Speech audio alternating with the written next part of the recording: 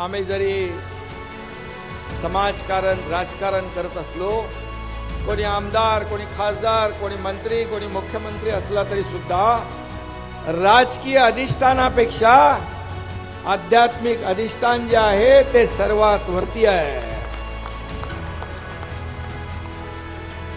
ही भावना आमच्या मनामध्ये आहे. कारण संत महात्म्यांच्या आशीर्वादाने, त्यांच्या प्रेरणेने आपल्यासारखे छोटे छोटे कार्यकर्ते देशासाठी, राज्यासाठी काही ना काही आपण देणं लागतो, या भावनेने आपण काम करत असतो. मी नेहमी सांगतो, मला काय मिळालं यापेक्षा मी समाजाला काय देणार आहे, मी माझ्या देशाला काय देणार आहे, हा विचार प्रत्येकाने मनामध्ये आपण ठेवला पाहिजे.